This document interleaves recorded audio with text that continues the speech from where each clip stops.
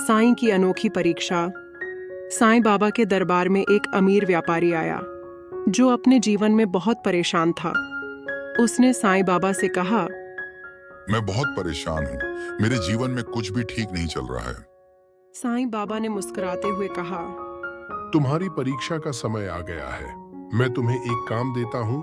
अगर तुम उसे पूरा करोगे तो तुम्हारी सारी समस्याएं दूर हो जाएंगी। व्यापारी ने उत्सुकता से पूछा। क्या काम है बाबा?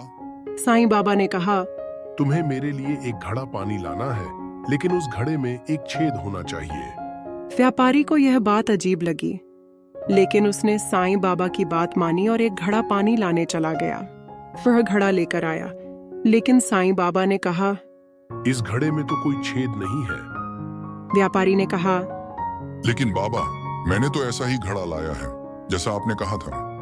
साईं बाबा ने मुस्कुराते हुए कहा, तुम्हारी परीक्षा अभी शुरू हुई है। तुम्हें फिर से जाना होगा और एक नया घड़ा लाना होगा।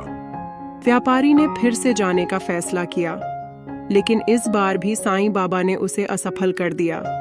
इस तरह व्यापारी 3 बार असफल हुआ, लेकिन चौथी बार जब वह आया तो साईं बाबा ने उसे आशीर्वाद दिया और कहा, तुम्हारी परीक्षा पूरी हुई है।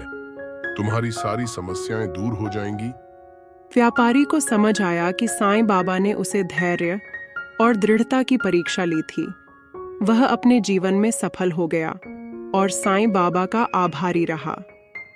इस कहानी से हमें यह शिक्षा मिलती है कि जीवन में परीक्षाएं आती रहती हैं, लेकिन हमें धैर्य और दृढ़ता से उनका सामना करना चाहिए।